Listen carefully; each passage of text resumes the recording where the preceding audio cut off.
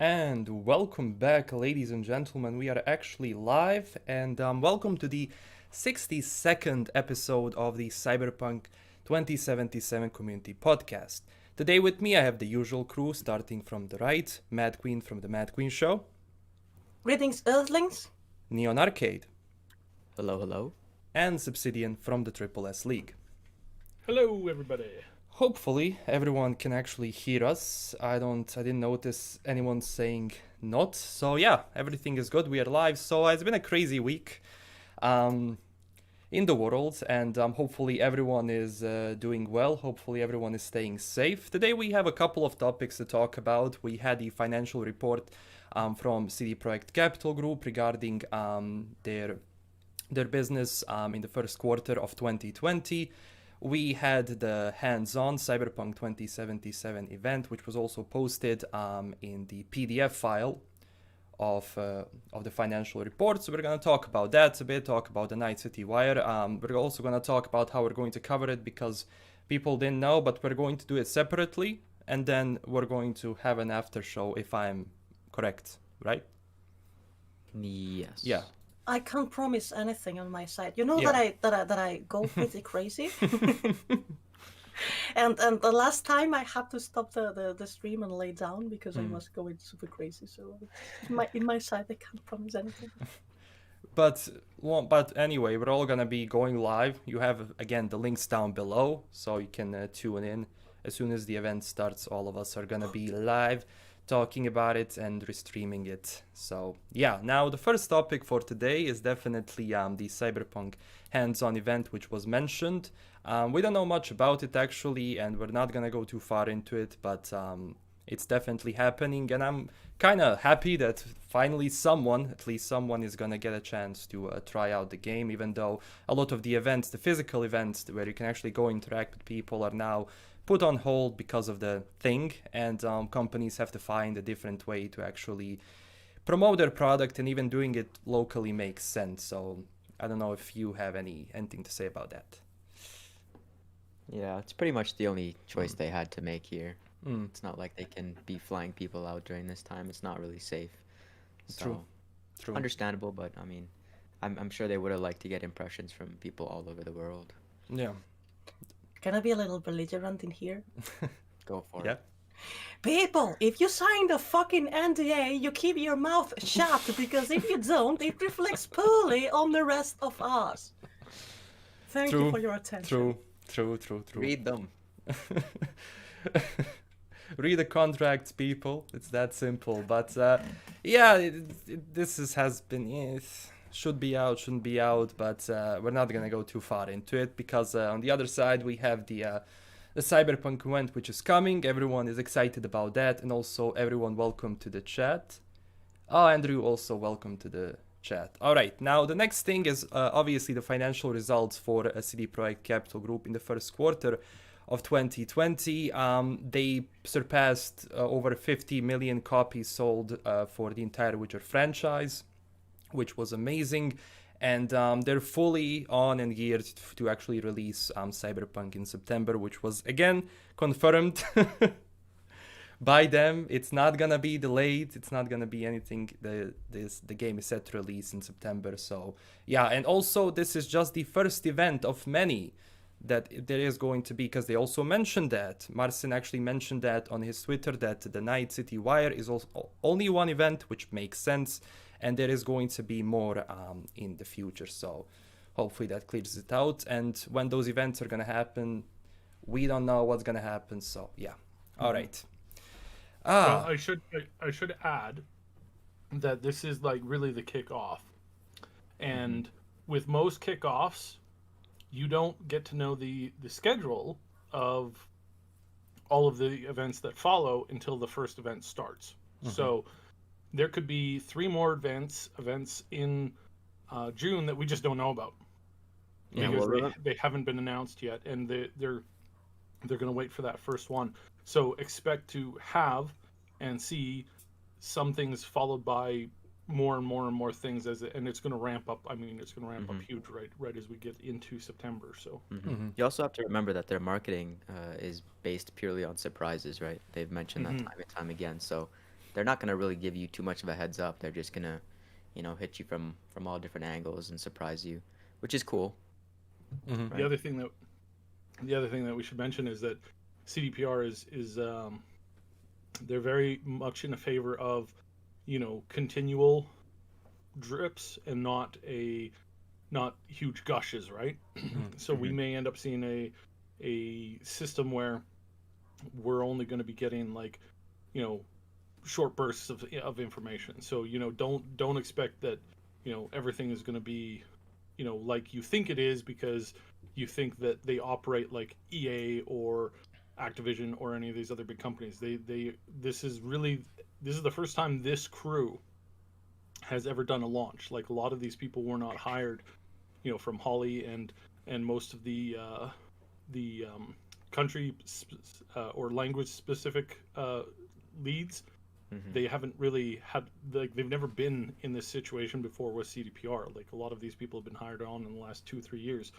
So we're going to be seeing they're really like them creating how they're going to approach and advertise this game, and we don't know what that's going to be like yet. So Well, the all I can say ARGs is Sorry, go ahead. no, that was it. Just hold on, everybody. It's going to be a wild ride. And the ARG is still on pause, right? So that'll also pick up. Yeah. So they're Yeah, gonna be for- parallel with them. Yeah, For don't some give reason- Lilia more work. For some reason, they decided that having people run around in big city metropolises trying to find hidden clues was probably not a very good idea right now. Well, I mean, the ARG of Cyberpunk that's going on around the world, I believe it went a little out of hand. Yeah. It's like, if you want more gameplay, just look outside. It's actually very sad that this is the thing, because I remember myself back in 2017. I was like, hey, Mike Pondsmith was right. Now it's like, oh, snap, Mike Pondsmith was right. Yeah. He could have not been right, we were all be happier. There's some good stuff going on right now. We just had Bob and Doug, land at the International Space Station. So that's great news. Yeah, well, that Cyberpunk also has lore in space. And you know what is the sentence that describes the lore in space and how the people on Earth decided to, expand mankind beyond the stars? Sorry. Because rats are quick to abandon a sinking ship. Ooh. Like So haunting yes, words. probably we would stay in the sinking ship. No, thank you. But it just tells you how far we got and how closer we are to like making Cyberpunk a 100% reality. Because the only thing which is missing right now, honestly, are just augmentations on a daily basis. And that's about it. When it comes to that tech, because everything else is pretty much there. We just need a little bit of that augmentations on people to really make it, to paint the picture in a sense. And those things exist. It's just not like they're commercially available. Yeah. They exist. The only commercial available cybernetic operation you can get right now is the magnetic bits in your fingers for being able to feel and sense magnetic frequencies and magnetic poles, which is, by the way, really awesome. That'd be great for being a pickpocket. Well, you know where the phone They're too is. small for that. They're not big, they're not like the size of things that you put on the refrigerator. They're like really small. They're like really tiny, and they're right next to the nerve endings, so that you can actually like feel these like. Oh, You can actually feel the subtle stuff. It's not like they put a giant magnet next to you and you're stuck on it. Well, they Although could, that would be pretty theoretically. cool. Theoretically, they could. Well, Yeah, they could. we have technology. Before I go on, Nuno Rodriguez, long live crema catalana. Thank you. That was very nice of you. Yes, crema catalana is a typical dessert of where I live. Ah. But by the way, it's delicious. It's some sort of flam, but not exactly. But it's delicious. But yeah, long life. Yeah, we have going back to the real cyberpunk world. We have the technology, but we also have the social upheaval, which people tend to forget is the core of cyberpunk. You know, the punk. Technology is the cyber, social upheaval is the punk. And we have been both, like, lately so connected that it's scary. Yeah.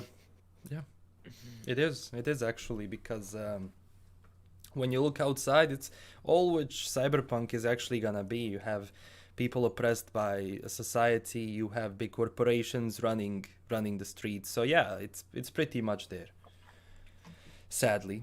There was one question, I'm just gonna go quickly over this before we start this stream, about the censorship in the Middle East and Japan. Well, obviously, some of the Middle Eastern countries, and I guess Japan, will censor. Middle East maybe a little bit more, but they do it with every single game. There is no chance to avoid that, sadly. Or you won't release a game. It's simple like that. In that area, the game won't be sold. Well, we saw an example of that on The Witcher 3. I mean, it's not new. Of them having different versions of the game. Yeah. But yes, please allow me to be a selfish person here. As long as I can play the complete version, I don't care what any other.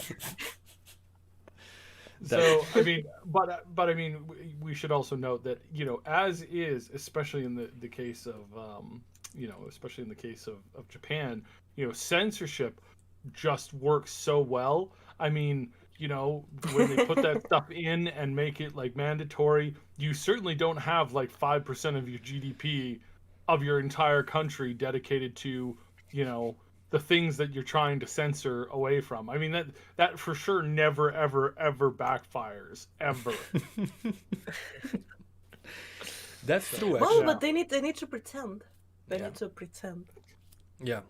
Wherever you have censorship, you will have increase use of piracy, you will have increase presence of smugglers that are going to get that product into the countries. So yeah, you just create more problems than you solve, in a sense. When you have, and it's been happening. I had people telling me from countries that had censored, especially like, let's say, Australia. The Witcher 3 was that. I know one game has been, and they were saying that they had to get the game from outside of the Australia to actually play the full version. So yeah, it creates more problems. Yeah. Just to quickly answer John Tripp's question here in the chat. No, there will not be any demo that we know of. We've not heard of anything, and I doubt it, because while demos are definitely coming back, they're making a resurgence, and this is 100% an awesome thing, because whenever you take out more of those middlemen between the game and the community, I think is a good thing. I mean, I could, like, I skip pretty much every major, like, you know, reviewer before I buy a product now, and that's because they're just not very useful. So well, it all depends on the amount of time you want to put and the amount of attention. I must confess that for certain games I do. There are a couple of reviewers I trust their opinion on things, and I let them tell me, so what do you think of this game? This and this. Oh, well, maybe I will pay attention. Yeah, but they just didn't get around. Like, this is just it wasn't being as popular when they were in the process of making it, and that's something that you want to typically put some effort into, probably about a year or two before the game actually launches, to have that demo and know that you can have it. The more simplistic a game, the easier it is to make a demo. And while I think a demo would have been perfect for this, they would have, like, they would have had to have kind of keyed into that like a few years ago. And again, it's like, this is a recent phenomenon with demos coming back into circulation and kind of becoming the new thing to really advertise your game, which is awesome, because I'm really looking forward to the future of this. But yeah. It's honestly the most useful thing, because I remember before when I used to buy magazines and they had these CDs, dual layer CDs that you can just have a bunch of demos on. And I believe that's a really cool way for people to try out the game and really see for themselves if they like it. Because the problem which was created, and now because demos are coming back, in my opinion, is the media, and how much distrust there is now between reviewers and you know, the end users who are watching the video or reading the article, and they don't believe, and companies might have a problem to sell it. So it's like, here's the demo, see for yourself, and then decide. Well, you made a great point here, because actually one of the greatest problems in news in general and in gaming news in particular is that this is a business that moves so many money. People is like suspicious that there is money involved in the opinion of big reviewers about certain games. So that's a good reason to, if you really trust in your product, because this is the first thing to do, trusting in your product, giving it directly to consumers. It's on the other hand, the reviewer also has an amount of viewers and people that not only are influenced by their opinion, also thanks to them get to know the games. Because one thing, I mean, even if you release a demo, people need to find out that this game exists and have some interest in it to download it and play it. So you're always going to need the middleman. Middleman. Fuck.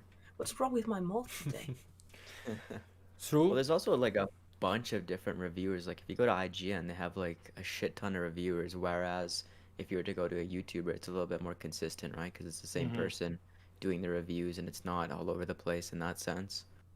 Yeah, I mean, my biggest pet peeve when it comes to reviewers is that there are some people who are being that in bigger corporations are tasked with reviewing a game that is in a genre that they despise. Yeah, that's what's and the point of that. Like, and I mean, there was a big case of this recently where a game was getting pretty darn near perfect scores, and somebody reviewed it poorly because they didn't like the genre. It's like, oh, I really hated these mechanics because I just can't stand these mechanics in these games. And it's like, if you can't stand these games, why are you reviewing the title? Like I True. Hello, I hate churros, and for today we have Call of Duty. I mean, By the way, I hate this game. Come on. ideally, wouldn't you want to have someone that's neutral towards the game review it, not even have positive or like shooters, like just be completely neutral? It depends, because the more you like a genre, the more critic you are with it. I suppose, yeah, that's true. Because you also have more practice in the mechanics of this specific genre, and someone that is used to shooters, maybe they expect some kind of feel on it, and by being the expertise also allows you to explain the mechanics better, and to learn to find out what's wrong with it and what's good about it. True. I mean, yeah, like some games, for example, I wouldn't be like PES or FIFA, like I wouldn't be able to fully review them from, like, let's say, a perspective that I would know, oh, if they made any changes to the mechanics of the game, to how the ball works or whatever. So yeah, it definitely goes into account, as MadQueen said. If you actually know the game, if you played those games, you're gonna notice small things that might be good or bad in a sense. So yeah, I don't know. We'll see. Because those small things, for someone that plays the game and is a fan of this genre, they're going to notice it. Yeah. I guess they're going to be glad if they're told beforehand. I guess you want someone who's experienced, but who also has an open mind, right? Isn't completely closed off to those new things. I suppose that's what I mean. Yeah. So I mean, following a personality is sometimes good, but it's like certain personalities don't really mesh well with things. It's like, I don't do sports games. It's like I would never review a sports game because I have no desire to play it. To pay microtransactions. And to pay all the microtransactions for said sports games. Yeah, I was going to call them something else, but I was like, no, you gotta keep this clean. I'd like to answer a question on the chat. Offended Cat asked, MadQueenShow, what's your score for Doom Eternal? I have a problem with this game. I couldn't finish it. I just hate the last level. I hate it so much. I don't even like the music. The last level is the best level. Like last level. Oh my god. I hated it so much. It's like they put me in a completely different game. Well, I know it's unthinkable that the biggest fan of me, Gordon, as myself, can say that, but I didn't even like the music. I didn't like any heresy. Yeah, I know. But it's like super. Everything is super histrionic. I don't know. The colors, the mechanics are so different to the rest of the game. And just I couldn't finish it because I couldn't stand fucking heaven. Sorry. I know. I have to finish it. I have to finish it someday. But I need to Well, breathe deeply. was the like motion blur getting to you? Because I know you get Uh, sick playing first-person shooters, and it's like pretty high-paced. well, no, because you can change all the settings an amount of detail that's not usual in games, and I could change a lot of settings, and I was able to play quite comfortably. I have more problems with motion sickness when the game is dark. Like I have more problems in Deus Ex that is slower but it's darker than on Doom that is faster but it's brighter. What about frame rate? Does frame rate go into that account? Like if it's a lower frame rate, does it trigger that more or? Cause Yes, but sweetheart, I have the PC Master Race. So this is not a problem I for had me. to talk you into that. Sorry? I had to talk you into that. Into what? Into getting the PC Master Race. You were like, Yeah, oh, but I no, did it. no, it's all Yeah, fine but on I did it for the console." videos. I didn't do Yeah. it for the gaming. But now you see why it's better for the gaming. Yeah, yeah. Actually, it was funny because I'm playing on stream Deus Ex the Third, and I played it on Xbox when it went out. That was past generation of Xbox, and recently, maybe half a year, 1 year ago, I tried to play it again. First, I tried to play it in Spanish, and I didn't remember the dubbing was so bad. Not for the actors, because all the actors are great. I don't know what happened to them, but Jensen sounds ridiculous in Spanish. And also the graphics looked like totally and absolutely outdated. And then I thought about playing Deus Ex 4 on the stream, and then a lot of people, including LastKnownMeal, thank you very much again. It was you, right? You sent me one of the games. Mm-hmm. You sent me one of the games. Yeah. Yes. I have so much bad memory. I'm so sorry. I was sent the three games, and I thought, well, okay, I'm going to play them in the low order. But oh my god, the third! I'm going to hate the third because when I tried to replay it, I could only last like 5-10 minutes of gameplay because the voices were horrible, the graphics were horrible, and it was my first time playing it on PC. And I was settings, okay, everything maximum. I can afford it. Oh my god, this game is gorgeous. True. So yes, it was a new experience to play it again on PC. But yeah, it's strange. Slower game that caused that, man. It's so strange. Humans, like in everything, like how we're programmed in a sense to certain things, like how sensitive we are to certain things. It's crazy. It's insane, but It's a pity because then survival horror games are a no for me. I wanted to play Vampire Masquerade. I was also a huge fan of the pen and paper game, and I couldn't play the other game, and I won't be able to play the new game because they are vampires. Obviously, everything happens at night. What if you crank the brightness up to like max? Still wouldn't help. I guess when it's dark, it's dark, really, right? Yeah, but part of the fun is that, well, first you lose a lot of contrast, and then second you lose all of the graphics, and also part of the fun is that there are things always hidden on the shadows. Yeah. That sucks. In Prey, they managed to achieve something in between of this darkness and things hidden in the shadows, and not being too dark and being comfortable to play. I wish more games, and because Prey was a little bit horror, a little bit, and it had this contrasted things hidden in the shadows, and the titles were fantastic. But it was a game that was very comfortable to play because it had a lot of brightness on the main areas of the game. Oh, so yeah. So if it Wait, has, does Masquerade have a day and night cycle, or is it perpetually in dark? They're vampires. only the night. It's only night? Oh, they're vampires. What are vampires doing in daylight? Well, I mean, the rest of the game can be not an open world, right? The whole game revolves around vampires.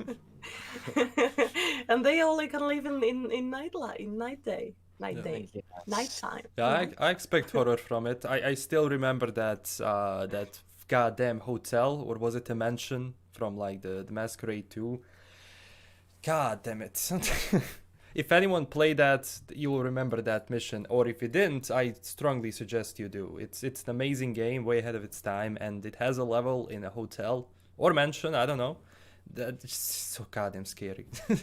But we have 250 people watching. It's actually amazing. Thank you so much, everyone, for coming. But one thing I actually wanted to say about reviews, and because I know that there has been, I had those comments like how are you going to review Cyberpunk, because obviously you like the game. Yes, I do like the game, but look, if there is certain things that I find that are, look, or I don't know, I didn't find appealing or whatever, if there are those things, I will say them, because it's not about, you know, selling the game to you, because again, I'm not affiliated with CDPR in any way. It's actually also pointing out things that can be fixed. So yeah. Well, I would like to remind all of you how the internet almost kills me with my criticism of the original gameplay before everybody saw it. The internet almost killed me because I guess I was supposed to like it very much and I didn't. Yeah. And I believe that this is proof enough. Yeah. That liking someone means that you want it better, and you want, you know. Yeah. There's something that each of us don't like about the game so far that we've seen. So. Well, to be honest, the things that I didn't like on the first gameplay have all been corrected on the second. Now I don't have any complaint. Yeah. My main was just gunplay, which is something they worked on. So I'm happy with the deep dive. When I saw the gunplay there, I was actually satisfied, because obviously, and it's something that I've seen constantly appear. It's like, oh, the movement in combat. Yeah, well, first of all, they're playing with a controller to kind of showcase the game, because that's the point, not to go in Shroud style, and they have to go slowly through it, and you won't get like that glam or whatever, that bang you were expecting from someone running through the level and shooting everyone in the head fast. It's obviously just to show you how the game will work. You'll be able to do that. Yeah, I didn't like the deep dive as much as the 48-minute demo. I felt like they took a step back. I don't know why, but hopefully, I mean, this is going to be pretty much the first time we're seeing it again, right? Because like, when was the last time we saw deep dive? Was what, 10 months ago? And at that point, the build was 6 months old. So we really haven't seen the game in at least a year. Yeah. Well, I am like in the opposite opinion of what you're saying. Like I like the deep dive like exponentially, way exponentially better than the and even though I am not 100% positive, but I believe that the demo that was made public in 2018 had some changes from what we saw at E3. Like they've changed it since. Well, yeah, I'd assume Yeah, so. what from they showed it at E3, then they showed it at Gamescom, and then they polished it. And I believe that they polished a couple of things. I'm not 100% positive, but I believe. But I think in general, even the mood improved in the new gameplay we saw, in the last gameplay we saw. Huh. Yeah, I have the opposite opinion, but that's, I mean, that we all have different opinions. That's a good thing, Well, right? we can make a ring, you know, fight fight to death to see who's right. How about a thumb war? That seems a lot less violent, and it will settle the score. I mean, yeah. And also the music. The music was something that I really I was convinced that in the final game in the game I wasn't going to like it, but in the end it's like music is like my favorite part right now. What are they doing and what are they building, and the philosophy behind of what they are building, which I believe that is awesome. Seeing in the musicians that they showed in the Game Awards that they were going to participate in the soundtrack, and seeing how innovative all these musicians are, and this combination made me really curious to see what is Martin Chubovitz doing. And I agree with that. They're taking some big steps when it comes to music. I mean, it must have not been cheap to get all those big names into the game, Oh no. right? Yeah, but they if they're very expensive, they can keep Run the Jewels, and then the rest can go to no, and How about Grimes? I like Grimes. well, apart from Grimes is a character as well. Well, aren't they? I guess they're not all characters, right? We don't have that confirmed. Well, I thought, well, I took it for granted that Grimes is the one that's a character, and the rest are only doing music. Maybe we see a graffiti of the symbol of Run the Jewels, but that's it. Maybe. More like an Easter egg than than the real thing. Yeah. I doubt we're gonna have Rocky chilling in one of the districts like, hey. Yeah, that's not gonna happen. But you're gonna have the Come on, music. someone mod that in. They need to add 9 Inch Nails to that game. Well, person with a name that I'm totally incapable of saying, the X. Well, they have the drummer. They have the drummer of 9 Inch Nails. Ian Rubin. Island. And I don't know, is Ilan or Ian? Rabin, yes. He's the drummer of 9 Inch Nails. So, well, this is something. Mm-hmm. I'm just gonna I'm sure they'll have some wonderful little like I swear they're gonna have like Easter eggs everywhere, like everywhere. It's too tempting not to, because you can do I so just many. want a poster. I just want a poster because I am sure I have no proof, but I have no doubt either. There was this Easter egg in the game, in the last gameplay, that behind one book you have Rage Bottom's Guide to the Net, and it looked like the cover of the book was the most famous cover of the Neuromancer, but with Rage Bottomos. And if this is a thing, I want a poster, please, to the project. Please put it in the shop. Is it actually, or is it just the old?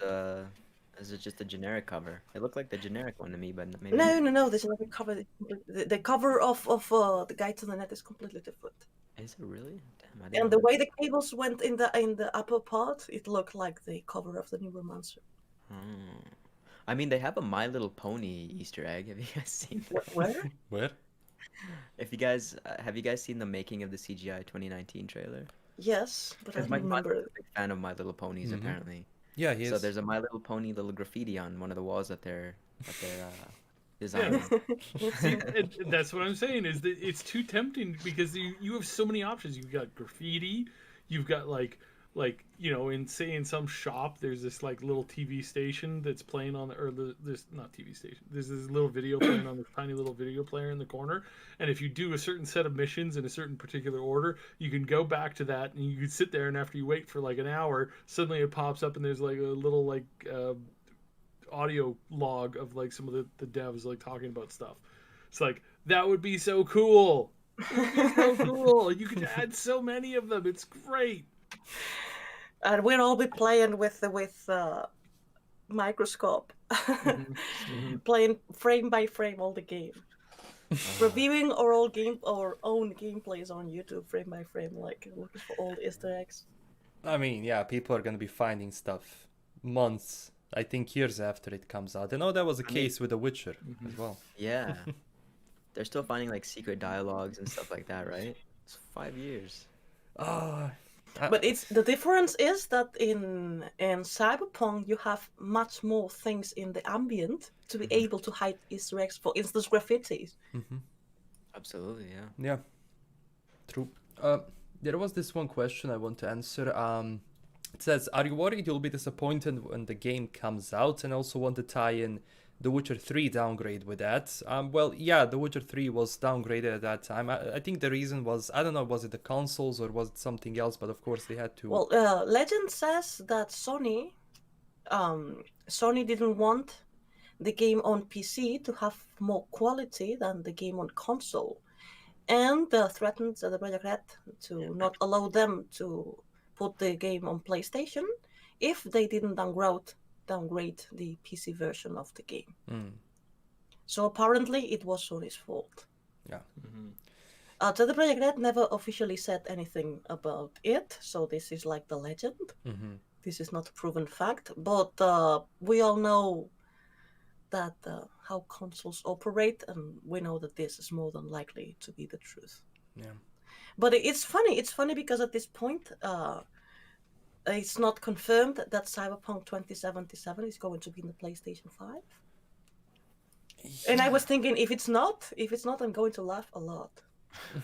Because if this legend about Sony forcing them to downgrade the PC version of The Witcher is true, and now we are in a situation where CD Projekt Red are the ones in power because they have the game that everybody wants.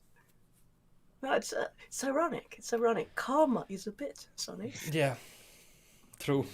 But also to tie in that disappointment. Are you gonna be disappointed? Look, there is always that fear that something is gonna go wrong. That's very normal, especially in any production you are in, film, whatever.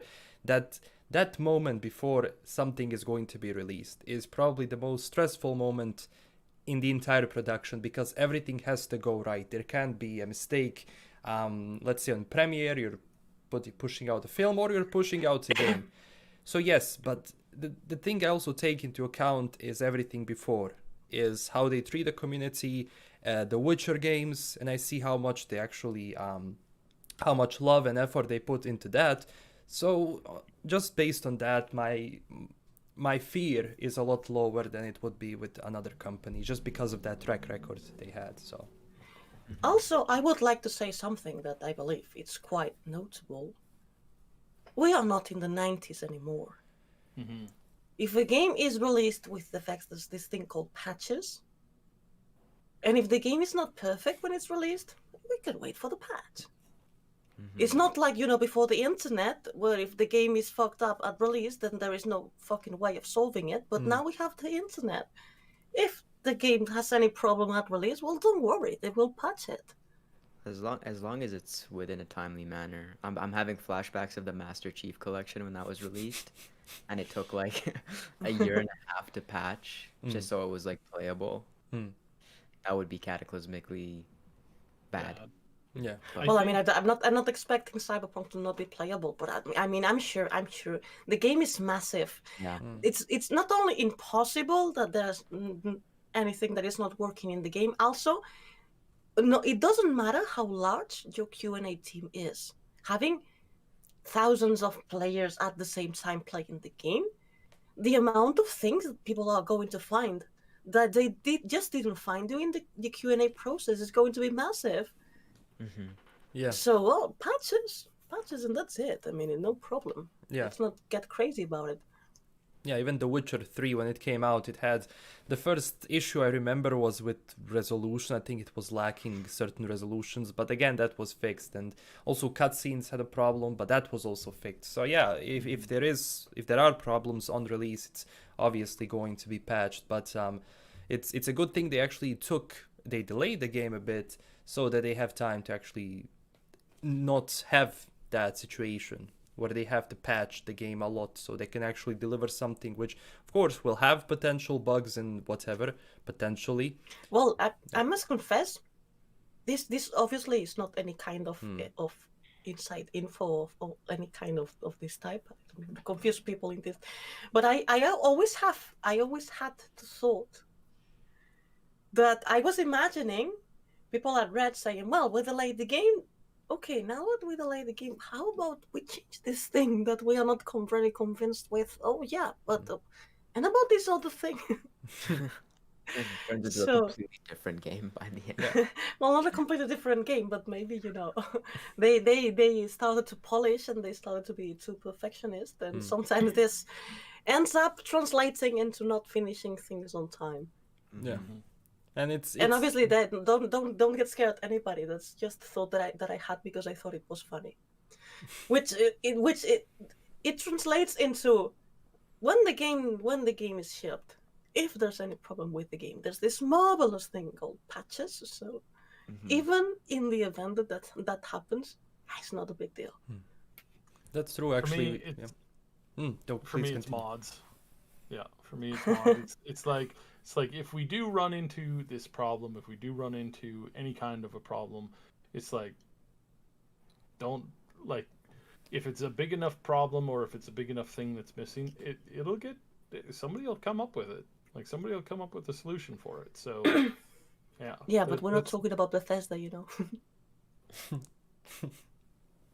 No, but I mean, I've got pretty good faith in It's this. that time in the podcast now. Let's No, spend. before if we're going to go to the smack Bethesda, I would rather to answer the chat first. I don't want to talk about Bethesda today because we have a much more cooler thing to talk about, and that is the announcement for the Baldur's Gate 3 event that's happening on this coming Saturday. So in 6 days, it's going to be awesome. Are you guys going to be doing anything for it? Because we certainly will be. Well, maybe I'll join you, but I wasn't thinking about doing anything myself. Depends on the restream, though. Yeah, I will if it's actually. I gotta check that out with some people to see if it's actually gonna be acceptable to restream on YouTube. I don't know, for the music and stuff. But yeah, can't wait to see what they have for us, because they have been silent for a very long time. Larian is I mean, it's been about a year since we kind of saw what they were building up to, but now we know, and now we're going to see that, and we're going to get our hands on it. And if my info is right, we're going to be seeing that the first act become a going to be in early access, and it's going to be in early access before the summer is out. So whether that means June, July, August, September, somewhere in there, we're going to get this game, and I am so excited. I'm so excited for it. There's a lot of good games coming. Sorry, is the event tomorrow? No, it's on the 6th. The 6th, okay. Yeah, so Saturday. There is a question that I would like to address, if I don't. Okay. Someone said, I'm so sorry, but Bavak? I'm not okay with patch. Some games are patch on the patch. I want the final product. Well, the most marvelous thing about patches is this marvelous day zero patch that some people hate, and actually is a good thing, because obviously from the moment that the production ends, then they need to be sent to consoles to approve. Then after that, if it takes a month and a half, then to manufacture the CDs and shipping, and there are a couple months, almost 3 months, that are lost from the moment you end the production until the game is shipped, and all this time can be used in perfecting whatever thing that you believe the game needs to be perfected on. So patches are not a bad thing, because it allows that the game is still being perfected when it's doing all these processes that need to be done to have the game shipped. So patches are actually a great thing. I'm so glad internet exists. True, you can also expand the game with patches, which is something that certain companies have been doing. And before, with The Witcher 3, you had the free DLCs for adventure, for armor, and various other things, alternative hairstyles, I believe, or looks. But yeah, you can use those things to actually upgrade the game with new ideas that you probably missed in the production. It depends on what it is, but yeah. Before, it was like you buy a game, and if there is a problem, you just accept it. That's it. The problem's there. You're not gonna get a patch, but yeah, it brings both good and bad things with it. I guess it's a double-edged sword. On one hand, I think that it's great for developers to have that speed to patch something, but on the other hand, I don't know if some companies are using that as an excuse to ship out a game that's only gonna be out to be patched. I mean, this is a massive open world game with so much city density and potential for bugs to be in there. I mean, a day one patch is kind of necessary. Yeah. You can't expect them just to ship it out and everything's gonna be dandy. Things will go wrong. It's not gonna be perfect. Yeah, I think. And it's okay. I mean, there's no need to make a big deal about it. Nothing wrong with that. And Sib, you were talking about that, about like one bucket being moved from, like, let's say one pace and can create a whole chaos in the code and the game. So yeah, things happen. Those things. Agent Ghost says patches are annoying. Sometimes it takes days to download. Yeah, especially Fallout 76. I don't know if all of you know that, but if you had the game pre-ordered, you could start playing it 3 days before to test the servers. And if you were capable of downloading the game beforehand to have it, ready to play. But like a couple of hours before they opened the slot to play on, and the first 3 days you could play for like 2 hours a day, and that's it. But there was a bug in Bethesda's launcher, and 2 hours before the slot was opened, everybody's game was deleted. Oh god. And you had to re-download. Of course it is. I don't know what's with updates. Like Fallout 76, and I think Call of Duty. It's like, why does Call of Duty need 300 gigs on my PC? Oh my god! And every time because you want a bigger gun. and every time you get in the game, they install new shaders and stuff, and you can't play until like every single time. Yeah. Come on, man. Every single time. And every update is like 50 gigs, and yeah, I know that can be delete that game. Yeah, for real. Extremely annoying for people, but I don't know. Depends on the patch, I guess. And I strongly do believe that those things, especially in the Call of Duty case, can be compressed. But yeah, they're not. Oh boy, it's crazy. Well, there was another game. I can't remember which one it was, but it's like if you installed it to a separate, like if you custom created your own install folder, it would delete everything else on your hard drive except for the one game. And the response from the team, which was pretty quick, I mean, they managed to fix it pretty quickly, but the response from the team was just absolutely dumbfounded. It's like they never expected people would create their own custom file locations. It's like, why would what causes you to believe that? What makes you think that that's a thing? Like, oh my! And it's stuff like that where it's like, isn't that what every single person that plays on PC does? Right. Well, sometimes the answer sounds like, I'm sorry, but I couldn't find a better excuse, and that's the first thing that came to mind. I don't know if you need better programmers or better people on the PR team for that. No. Because sometimes people just need good excuses, You can really screw, but you need a good excuse. There were 2 questions. First one about system requirements. We don't know about the system requirements at the moment, but I'm certain that the GPUs you have 1060, 70, 2060, 2070, 2080. Those are the GPUs for the game. Because again, it's using somewhat not older tech, but these games take time until they're developed, and of course they have to take into consideration the systems that they're going to be running on. Yeah. And it also depends on your resolution, whatever you're trying to drive. If you're going 1440p, you're gonna have to obviously crank up your specs a little bit. It will be interesting to see the impact on the FPS when you turn on RTX, though. That's gonna be. Oh yeah. Well, DLSS 2.0 might be people's saviors when it comes to that. Is that enrolled only one game, Minecraft, or is that a general technology now that's implemented in an update? I think they're starting to branch out and make it. I think you need to do it by game basis. It's not. Oh. Yeah, so I think Minecraft is the only one that has it right now. I could be wrong, but maybe Control. But I can imagine Cyberpunk would be a shoe-in for that. Yeah. Yeah, and as Perez says, we have new NVIDIA cards on the way, so those are going to be in high demand of the new games. We'll see how I can't wait to actually see the benchmarks and how better they are from the 20 series. Well, there's leaks that say it's like 50% better, 50%. 50% more powerful, Whew.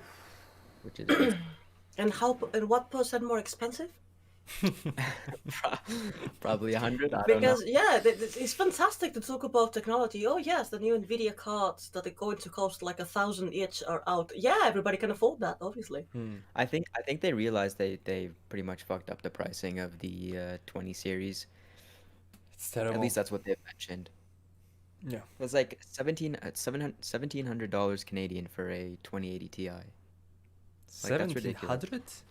Yeah. Let me Canadian just let me just translate that to my, because I'm not sure how much 1700. Oh my god.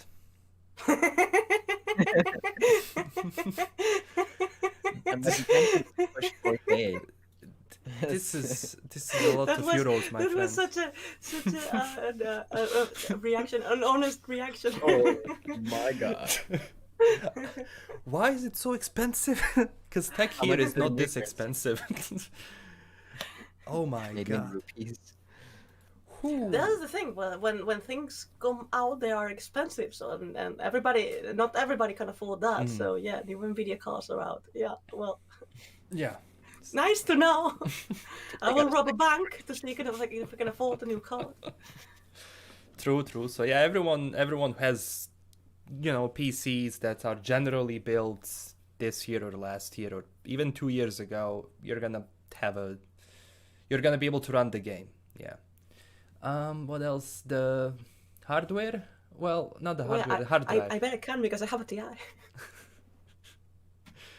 Yeah. Sorry, please go on. No, just regarding the hard drive size, I don't know. I think The Witcher was 45 gigs, but this game is gonna be bigger, so I would expect 100. Was it really only 45? That's what it says. Might be a bit more. I don't know. I'm just guessing right now. That's pretty impressive, actually. True. It's just, I don't know. I think this is definitely gonna have more.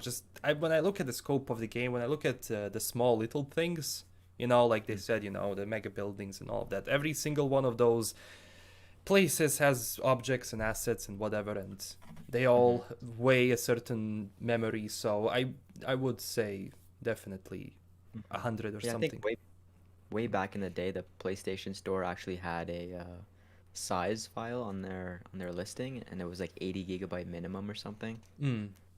So that was a while ago, so I don't know if it's more or less. They've optimized it for whatever. Yeah, probably around that now. Yeah, I don't expect, but that's just the thing. As our hard drive, as we get more terabytes into our PCs or whatever our consoles, of course the games are gonna be bigger. And that's just the sacrifice you have to make if you want to implement all of these technologies and this engine. It has to go that way. That's just the thing. Yeah. Remember floppy now, god damn it. Man, I remember installing like games with that came with 27 little like floppy disks. It's like install or insert disk 1 of 27, 2 of 27, 3 of 27, 4 of 27. Oh, something screwed up. You gotta go back to the beginning. The good old days. Yeah, good old days. I remember my original preferred like operating system, Norton Commander. What the hell is that? That is before Windows, my friend. That is the day and age of advanced computing right there, and then bad UI. Terrible UI. Had to go through everything like manually. Like you had to know every single drive and every single folder inside your computer. Yeah, good old custom coding. It was great. Yeah, look at my whopping 1.5 megabyte floppy disk right here. It's like, or the DVDs. It was just a couple of years ago when we were like, oh, the game has 8 gigabytes. Oh, how will I run this? How will I have this on my PC? And it's now 8 gigs. That's a small indie game. Now it's gonna be 100 tomorrow. But yeah, what else do we have? because that's all regarding the news. We do If have you guys have any questions, Yeah. just drop them in the chat. 'Cause, Yeah, like, drop the questions. I'm gonna take a quick moment to quickly. So again, with Baldur's Gate 3, there's gonna be a huge reveal on this coming Saturday, the 6th. They put out this like short little video on Twitter, and there was a lot of complaints and a lot of people who saw the game that they showcased last year, and they were like, "Oh my god, it looks so much like Divinity," because it's kind of built. It's more or less the same engine, but it's like no, those are Divinity assets, and those assets are all being replaced. We got a kind of a sneak peek at a lot of those assets that yes have in fact been completely changed over. There was a number of them that people had noticed that now on looking at this smaller video on Twitter, almost all of those things have been completely replaced now. So this is super exciting, and I'm really looking forward to this. And this is the nice thing about like looking to the future of this kind of gaming, because we're going to have such expanse. This is going to come out in an alpha form. You're going to get access to basically Act 1, and then you're going to be able to, with the community and with the developers, help direct them onto what's good, what's wrong, what's bad, what's great, and then have an active like role in the development of the game, just like they did with Divinity 2. And that's super exciting. I cannot wait to see where this goes. For me, they're both exciting because they're both these games that are, to answer Agent Ghost's question, they're both games that are set in pen and paper, and they've been designed from the ground up to reflect as much of that appropriately as possible. So I don't know which will end up becoming my favorite. I can tell you that I've been waiting for both of these games for a very long time. Really with Baldur's Gate really is a continuation more so of probably a little bit more so with like Neverwinter Nights, and the main reason why it's not called Neverwinter Nights 3 is because it does take place in Baldur's Gate, and also Neverwinter Nights is currently owned by the license for that is currently owned by somebody else, so they couldn't do that. But it's like this full 3D fleshed out world, and you're going to be able to take events and combat down to the roll when they do multiplayer eventually, and that's like a holy grail of like tabletop gaming, because I want to start a game and have everybody in the room here and say, LastKnownMeal, the waitress is looking at you and she keeps winking at you. What do you want to do? And if he's like, I want to wink back. All right, roll me an initiative or roll me a charisma roll. It's like, I can't wait to do that. That kind of stuff is going to be awesome. There's adventures, D&D adventures, where it's like we never got out of the inn.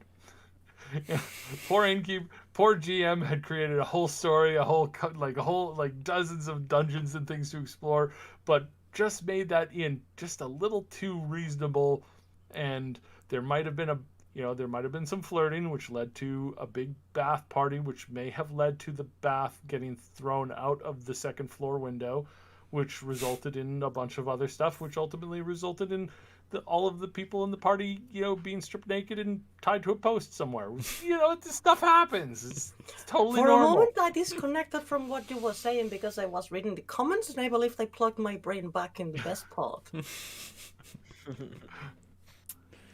That's just. No, please go on. What happened after that?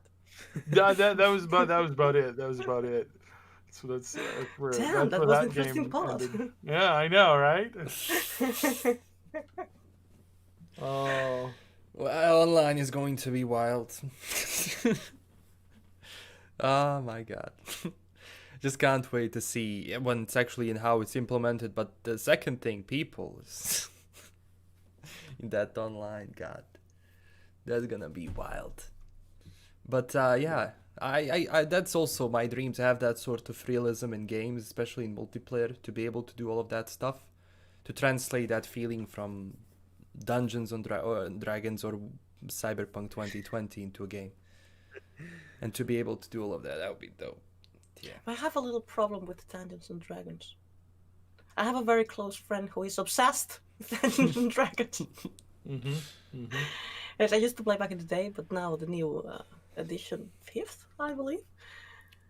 Well, I don't know how is it that I don't know it by heart, because he probably explained it to me 1,000 times.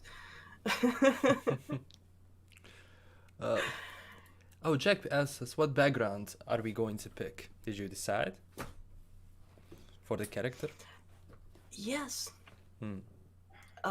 Solo with a street kid. Solo specialized in weapons with a street kid background and some net running abilities. Nice. Originally, I wanted to go for the full solo. But when I saw net running, I was like, okay, maybe I'm going to like this, because what we saw of net running on the first gameplay wasn't just pluck a couple of things, not much, and the net wasn't developed. The internet we connect to, that wasn't great. But how hacking works in the deep dive, the part where you can hack the machine the guy of the animals is lifting, that you can hack it and it falls over him. I laughed more than I believe I should. But I loved the idea. I just loved that there were some small things in the mechanics that were so twisted, and yeah, that's exactly the thing that I need in my life when it comes to video games. So I believe that hacking does give this twist that I'm going to like, apart from shooting people in the head because I'm a basic woman. Union, did you decide? I'm actually gonna do the same thing in terms of class as Mad Queen, but I'm gonna go corporate. Ooh. Corporate background. Ooh. I'm gonna betray the corporates and side with the street kids later on, so it's kind of like that. Betrayal. Maybe I should. Yeah, maybe this way you can flirt with Stout. Stout. I'm sorry, I'm not on the Stout train. Oh, you may be the only one. I'm the only one. Wow. Yeah, I'm gonna get flamed on Twitter later for this one, but Stout. Actually, I've got to join you there. I'm not exactly attracted to her at all, so it'll be. Yeah, but you're a robot. Yeah, I know. You need to go behind the black wall to find a romantic interest. Well, good luck with Johnny in the head. He's going to be watching. I swear Meredith is gonna sell more of these corporate choices than Arasaka and Militech combined. I swear to God. People are just gonna go for corporate just because of Meredith Stout. Like, Arasaka? Well, I mean, corporate means that you more or less understand how corporations work. That doesn't mean that you're aligned with a particular corporation, because being a corporate usually makes you more enemies than friends. Yeah. So. And you know what the biggest twist would be? If you select a corporate role and you come up to Meredith and she's like, nah, I don't like other corporates. Like, Arasaka? She takes her gun out and boom, boom, guns you down. Arasaka scum, I don't like them. Oh, by the way, Yusip, were you thinking about which background you're going to choose? Probably. Well, it's a toss-up between corporate and the Nomad. Nomad, yeah. Yeah, finally Nomad. And it'll kind of depend on what everybody else is playing, because I'm gonna try and do something that nobody else is doing amongst us and Ash, and trying to like just kind of fill that niche. Hopefully work will not be super crazy then, but yeah. Well, I'm wondering, this is something that I wonder, and it has not been explained, if the backstory you choose is going to have some impact in the skill points that you have at the beginning of the game. Because if you were a corporal kid, you had a better education than a street kid, and the same if you were a nomad. Nomad education is like the best of the best. That's a good point, but I feel like they wouldn't pigeonhole you like that. They'd give you the freedom to choose how you want to play. Yes, but I mean, this comes with the backstory you choose, lore-wise. I mean, not gameplay-wise. But you have a lot of influence on what happens after, right? That's just the prologue. Maybe, no? I don't know. It would make sense. We'll see. I just hope that... I don't know. I don't know if the backstory has some influence in in the points we have at the beginning, or in the way that we shall distribute them, or maybe not. It's just a matter of storytelling, and then later choices inside the gameplay. But I think it's the second thing that you said. I'd imagine it's just storytelling. True. And parts and choices inside the gameplay, having a little more this. It would be interesting. I mean, it's we were shown that you open dialogue options, but how about opening enemy options? What do you mean? Well, if you're a corporate and your parents were, I don't know, in Biotechnica, maybe you made enemies in Revolution Genetics, say for beating corpse. Or maybe you were a nomad and the RAF people hate you because you were a normal nomad and not a psychopath. That's true. You think they'd give you a clean slate or kind of put you in that? Because clean slate wouldn't really make sense if you were an ex-corporate. Right? Well, maybe, I mean, if you're a corporate hitman, maybe your parents were on a corporate. That doesn't have to mean that you share the same corporate badge. But if you're a nomad, that's a little bit different, because nomads are family. It's like where you grow up, in a sense. If you're a street kid, you know how the streets work. If you're a corporate, you know how corporate interests and how that whole structure works, in a sense. So maybe that will be better defined during the prologue, and then once you hit the main story, you kind of have this kind of more distinguished path cut out for you. Yeah. Let's find out how many enemies we earn without knowing. There will be many, I know that, in the first playthrough. Just want to see how much I can screw up the city and the game. As a nomad, you will be from the Wraiths or the Aldecanos. Well, they are.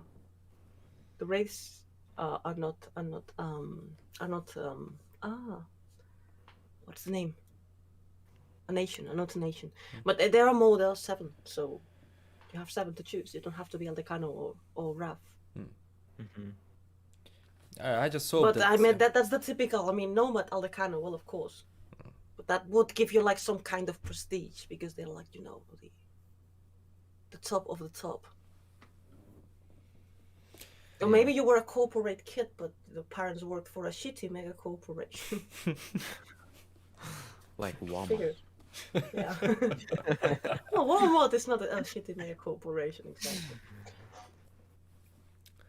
There are definitely worse. If you could join the rats, would you? Well, depends. Who's the leader?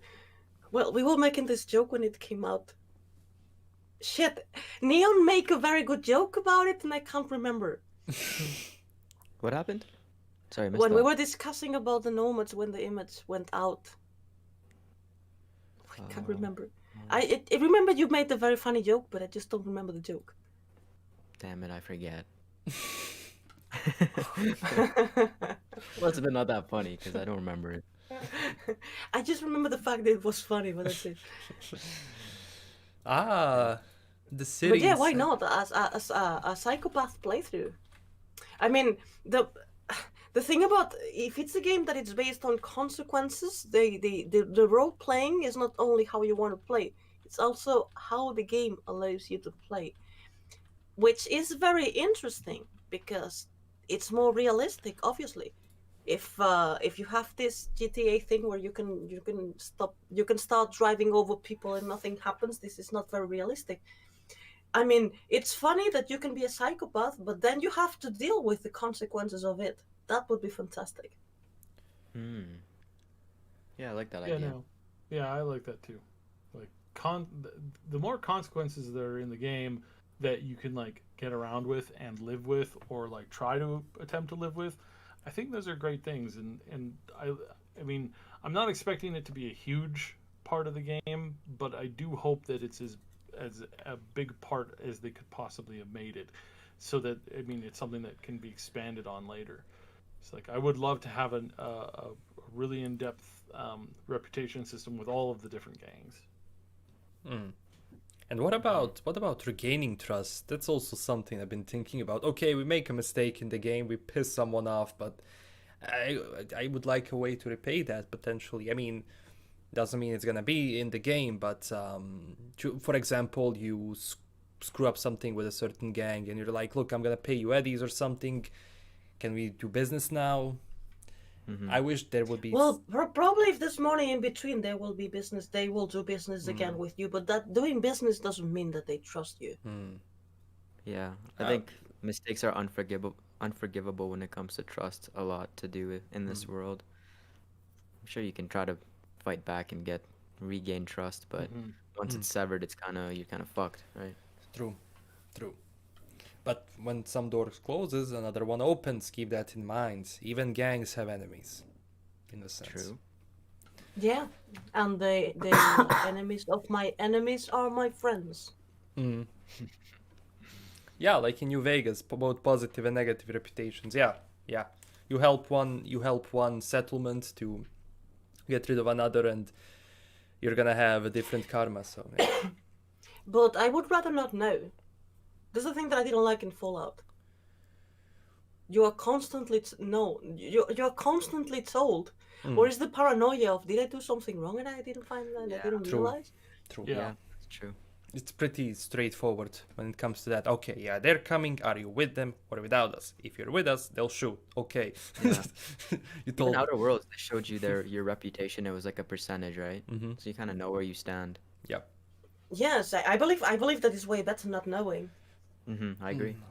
Well, I mean, it would definitely make it more lifelike, but I mean, it's like I would definitely prefer it the other way because, especially in real life too, I would love to have like a little just like, hey, what is my relationship status with you today? Is it at 10%, 20%, 50%, or 80%? I would like to know, and then have somebody like tell me. That would be great.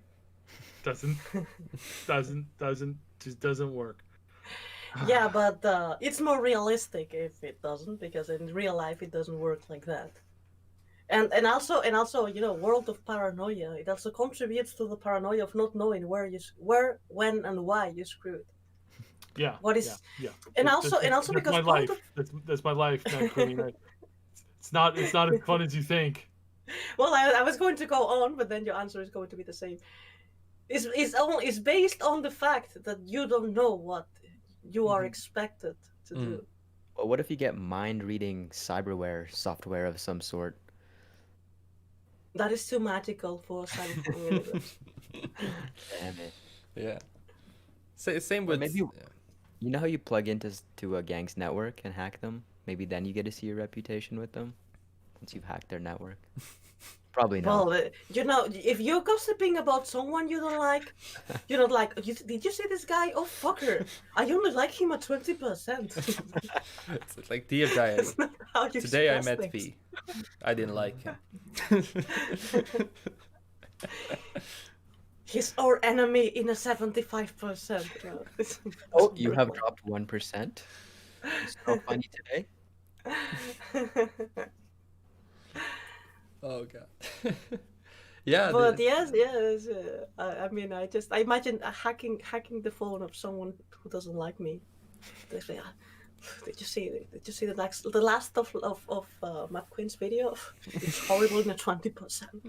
It doesn't work like that. But to also kind of go back, because of the background is also tied to class. The question from before, do I have any fears? My only fear, honestly, is that I want to see each class being different. Because one thing I never liked is, for example, I'm going to choose one class, and then with that class, I get everything that the other classes have. I don't want that. Maybe I'm alone here, but if I'm a netrunner, I want to know, okay, I'm a netrunner. A netrunner cannot do what a techie can, or cannot be as fast or strong, whatever, as a solo, but techie and a solo cannot hack to the point or disable everything to the point as a netrunner. That's my only right now concern. Honestly. I mean, you have a progression system that's going to give you points to upgrade your character. Yeah. And if you spend the points on techie, you won't be able to develop full solo. So I mean, it's just a matter of points. If you want, I guess that you won't have enough points to develop all. Oh yeah, that to make a super yeah, OP yeah, build yeah. with everything. You'll have Yeah. to choose, or you either you know a little bit of everything, or you're specialized in one class. Yeah, because I remember some games just gave you that you can farm ultimate unlimited number of points. You can just basically get every single point in every single skill tree, and I was referring to that mostly. So yeah, it's either this or that. Oh, well, I don't know, because usually in open world games, the most difficult thing to do is to find the balance between people that just don't have time to make all the secondary quests, and people who do the secondary quests obsessively. And just to make the game accessible for both, that you don't become way too OP when you do all the secondary quests, and that the main quest is not difficult if you don't complete. But on the other hand, I believe I heard Pavel Sasko saying that sometimes you won't know if the quest is main or not. I don't know how are they going to solve this, and if this is still a thing, because that was very interesting.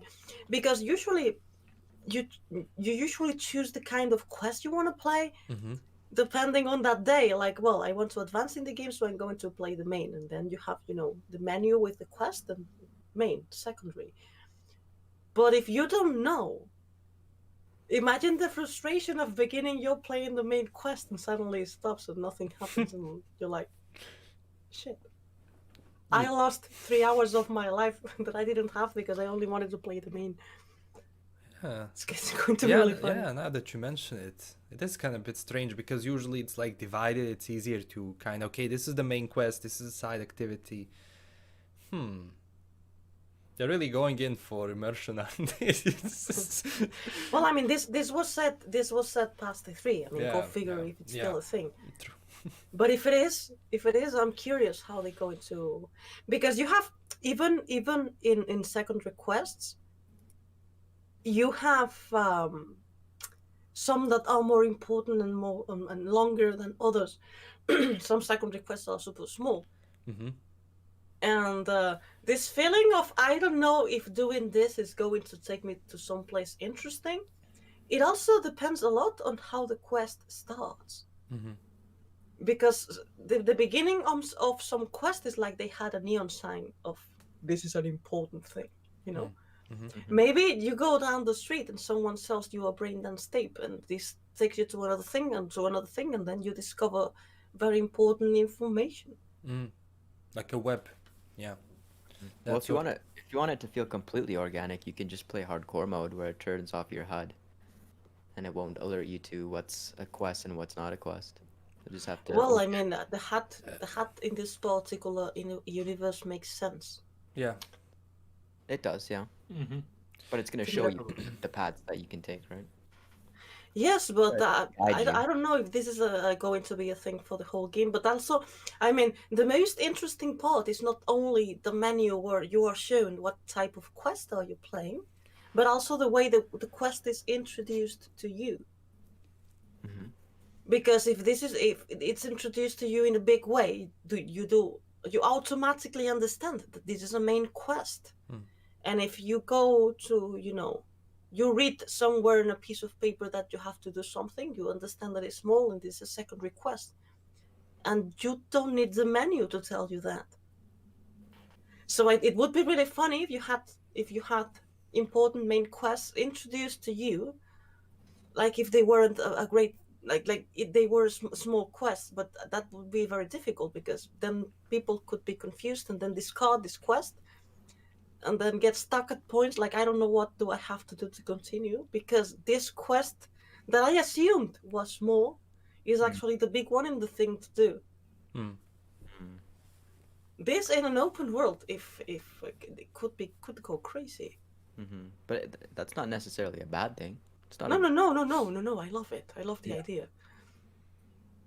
Yeah, no, that would be interesting. But it's very difficult to implement in the sense that everybody understands it. Sometimes even it doesn't matter how used to it you are to playing games. Sometimes you get stuck if you have a bad day on the Well, most stupid thing. well, in their QA, don't they? Isn't a big part of QA looking at heat maps? So where the majority of the players go to kind of help them kind of progress, I suppose, in a to design the world so that they can progress without getting stuck, but at the same time trying to make it feel like you're not getting like shuttled from point to point. Yeah, but because also this is very very difficult in an open world games because you have so many options. Because also usually different zones have like different levels of difficulty to. Right. Yeah. So you know, so Some so would be you so you make like some sort of organic travel through the world. Yeah. It's crazy complicated. Not thinking about it a little bit more deeply. Sorry. Is that Johnny Silverhand? Has he Well, joined? I didn't want to say anything, but have a date. Yeah, it's Johnny Silverhand because he only exists in my mind. Yeah, and brain dead.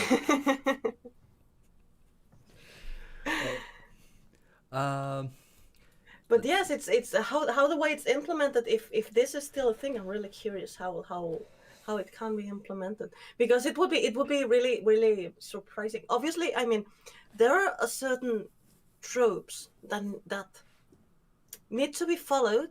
So when you are designing whatever, especially a game, some sort of tropes because you know that the players are going to understand certain things from that. Changing them is very interesting. But would it work? Well, I have an example of how it worked in a gameplay sense. It is an older game, and it is Gothic again. I'm sorry for spamming Gothic, but in that game, you don't even have a map when you start. They just tell you, okay, like for example, you have a quest, and it's going to tell you, like, let's say we saw this guard going out the southern gate, look for him there. So you find the southern gate, go there, and you find him or whatever. He's hidden somewhere in a cave. It kind of gives you directions on where to go, but that game is a lot smaller and a lot easier to kind of navigate through the level than it would be with today's level of detail. So that system doesn't work anymore. But to actually, I don't know how it's going to work if they don't show you a quest and you have an entire body full of stuff to tell you everything. I don't know. It's because sometimes there are some days that you need somebody to tell you everything. Yeah, true. Everybody, it doesn't matter how experienced you are playing games. Yeah. Always have this day of, okay, let's do it. Yeah. Make it easy for me, game. Today make it easy for me. The problem is that the level of difficulty of games is based on other things. You know, that enemies have more life and it works differently, but not on those things. It would be incredibly complex to separate the difficulty level on things like that. Like, how do you find your quest? I believe that it would be impossible to separate levels of difficulty on that. But that would also be very, very interesting. And we saw that because the game has to be understandable for everybody, but also different people have different ways of understanding information. Yeah. And if you're going for I'm moving my hands all the time, and I'm punching my microphone. Every person has a different way of understanding things, so there are some standards. But if you move from there, then it's not. There's not a massive understanding of what's going on, and this is a pity because you can't play with that. But also, if you subvert the tropes and you use them in a way that the player is expecting a certain trope, but then you turn it around, that's also very interesting. But I don't know if people would understand it. I don't know. Oh, well. I'm sorry, I just went on with a rant about this. But it's interesting. It definitely is, especially how you're going to interact with the game. It's definitely a gameplay choice. But There were also questions about being a bad guy or having a bad guy in Cyberpunk 2070. I have a theory on why. I mean, generally, like, yeah, in The Witcher we had Eredin and the bunch, being the bad guys there. But here, it's different because you make decisions. If, let's say, a CEO, executive of Arasaka, for some, he's going to be or she is going to be the biggest enemy. For some, it's going to be an ally. So I think that's subjective to the gameplay you're going to be having. The city is the bad guy. Yeah. The city is the biggest protagonist. V is the bad guy. Or antagonist. Maybe. Or maybe Silverhand. Maybe Johnny. Who knows? Yeah, but Johnny, I'm so sorry for people that are going to find out what a douche Johnny is when they play the game, because everybody thinks that he's very nice. He's not. Yeah, he's Don't not. expect. Yeah. If he's nice, I'm going to be very disappointed because Johnny Silverhand is not nice. Because people are going to be looking at him like Keanu Reeves. Yeah. He's not Keanu Reeves. And definitely not John Wick.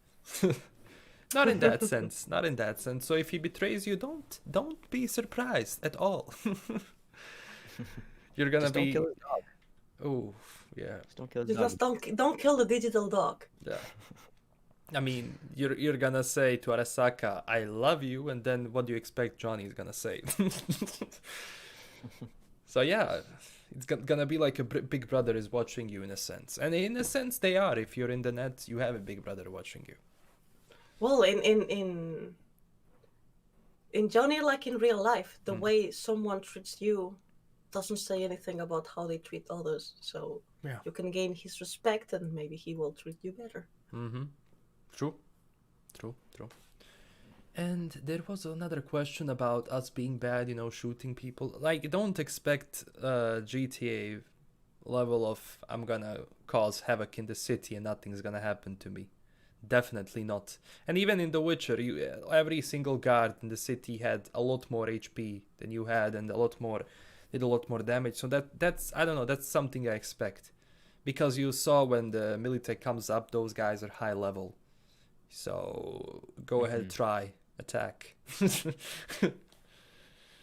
And that's yes, it's important that you won't have the ability to kill every single person in the game. I love that. Because you're not the strongest character. You sometimes you can't really, you have to, and that makes you think around every single dialogue option, because you're not the strongest person in that room. If something goes south, it's not only going to end on that parking lot, it's also going to continue later on in the game. So you gotta think before every single decision. I wonder how they're gonna handle that, because like, can you whip out your gun wherever? Like, if you point at a NPC that you can't kill, what's gonna happen? You like point your weapon at them. Like, obviously for a fixer, maybe his bodyguard would come and tackle you or something, but like, you won't be able to kill or harm children and stuff too, right? So how are they gonna deal with that? Well, I'm glad this happens, because it would have been the first time that I killed the wrong NPC. Accidentally, totally accidentally. Sure, actually. I accidentally like their weapon a lot. Oh my god. Oh, come on. Don't tell me it never happened to you. Of course it I really did. hope that you're not important for the plot, because I really like your weapon. Oh, of course it happened with vehicles and everything in every single game. Oh, well, you're an NPC, but that's a nice car. Right? And you're just a bunch of ones and zeros. It's the most dangerous thing for an NPC to spawn in. They spawn into the universe and they're like, "Oh wow, take a look at this awesome jacket that I got. I am so screwed." As they see the NPC, as they see the player character approaching them. Yep, that's it.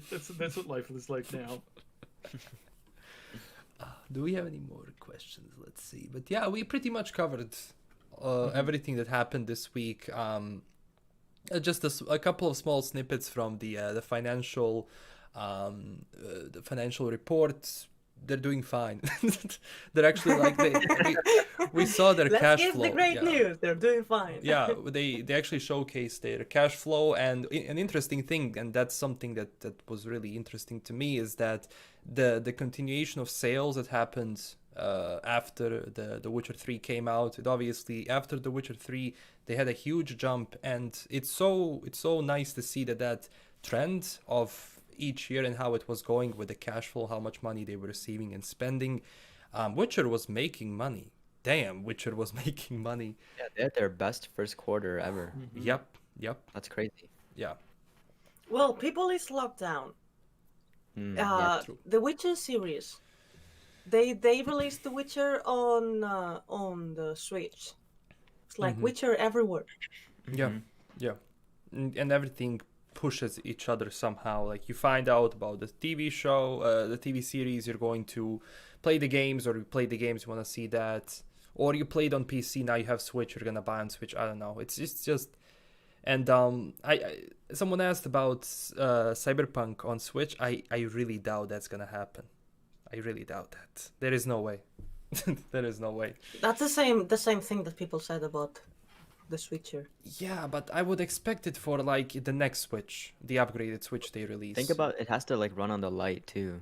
I was playing Fortnite on my girlfriend's Switch over the weekend, and it was like overheating, and it was Fortnite. Yeah.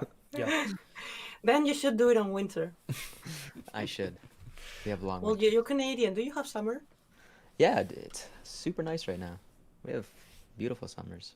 They don't last very long, but they're like 3 perfect. days, 4 days. Pretty much. That's what it feels like. No, it's like a good 2-3 months, maybe 4. Okay. No. Pixel simulator. Pretty much. Pretty much. So much for single player is dead. Take that, EA. yeah. They it's crazy. It's insane. But that was actually like the trend of a company benefiting from like 5 games so much. Whew. I mean 6 games if you count in the pre-orders for Cyberpunk. It's not only 5 games anymore. I mean they still got the money from pre-orders, so it's technically 6 games now. But yeah. Yeah, I think we pretty much covered everything. Where's the mobile game? Yeah. I wanted before playing Cyberpunk 2077. Honestly, I'm not really against the idea of having a character creator before the game. Yeah, but you can have it on a web. You don't need a full game. Oh yeah, mobile game format. Or like a skill tree thing, like what Borderlands did. That would be cool. I'd be down with that. Spec out your skill tree before. Oh, with explanations and everything. I forgot what Borderlands actually did with that. Yeah, so they gave you each of the classes. I guess there's Beastmaster. I forget the other 2, Siren and something else. And they gave you each of the 3 skill trees that they had, and you could spec out your build just by clicking and putting points into them. Yeah. And seeing what the skills did, of course. I don't know if that's spoilery for most people. I'd assume maybe not. I don't know. But it depends. I still got the theory that we didn't see all the whole tree. Yeah. But this is a theory. I may be wrong. I hope I'm not. But Yeah. But most probably I am. This is an interesting question for all of us. How will you make your characters appearance-wise? Well, regarding me and to move to others, it's gonna be pretty much either full black everything to be, blend in, because I'll go stealth in a stealthy way, or it's gonna be full militaristic kind of a type. So yeah. You're going for a Lazarus look, I guess. Yeah. That or Dread. Something like that. What about you? I like to make my character look as close to me as possible, but obviously that's not really, possible in a lot of games. So I like colorful clothing too. So you guys know the style over substance poster, the like Asian deal there. I think I'm gonna rock that kind of gear. Nice. That's cool. It's really cool. Yeah, you can just... I was thinking about asking someone doing mods to mod my red jacket inside the game. I'm sure it will appear. I'm sure it will appear. I'm sure that I'm not going to be able to make my longest living Cyberpunk 2020 character, because it's this character in the low videos with the red jacket is my longest living character, but she had some cyberware that it wasn't on the Chromebooks. It's just my game director allowed me to create it. So the cyber war is not going to exist. Mm. The closer will be the mantis blades, but it wasn't exactly the same. And that's a pity because I really liked having the guns hidden in the legs. That was fantastic. Because it's not only looks, it's also the cyber war that you wore. And also she wore the Times Square, which is the hat basically. So you're going to have it yes or yes. But I guess that I will also either be super lazy because I want to start playing as soon as possible and take some template and that's it, and I'll think about it later. Or yeah, maybe looking like me, or like Hooper, like the character. Yeah. Nice. I mean, changing the like appearance. Robocop. Yes, like Robocop, but one on each side, not only on one side. Sib? Hmm? What about the appearance? What are you thinking about that? I mean, for now, it's like I got to see more options, and I suspect that this is one of the things where it's like I don't think out of the vanilla stuff, like the stuff that we get at drop at the launch, is going to be the full thing. I think that's not going to come until we have both of the expansions, all of the DLC, all the little stuff that they've thrown in, and then once we get the once we get a look at some of the modding, then I think I'll be able to like create what I want to. But it's something that I'm going to be very excited to kind of see as it grows, because part of me wants to have like a stylish outfit, and then part of me wants to have like, you know, a serious, like, you know, stealth ninja with all kinds of glowy things, which I know is kind of contrary to the concept of stealth ninja to have glowy bits of stuff on your armor, but you know, Well, not really, because this way you blend with the rest of people. Yeah. And with the neons of the night. Yeah. So I mean, I'm all up for like, I want to have something that's going to be like showy. I don't think, and one of my reasons for like not really wanting to go corporate is I don't like the corporate kind of sense of style, like the suits and the dresses and the dress suits and the power suits. It's like none of that stuff interests me, like whatsoever. I would like it can kind of look cool if it's done in like the right kind of like body armor suit, but for the most part it's like, nah, I like that street look, you know, some of the early like concept art for like the people on the street, you know, that kind of stuff. Yeah. Oh, all right. Yeah, because there's a lot of pieces of clothing we haven't seen. I just remember The Witcher and how much we haven't seen since the game came out. Obviously, the weapons and everything. Those are just a couple of weapons they've shown, and obviously just a couple of ways you can look regarding the clothing. But yeah, all right. Now, yeah, no exotics for V. That would be too much. Not yet. I suspect the exotics will definitely come at some point. Like, I mean, it's maybe DLC. It's mods? Almost for sure, yeah.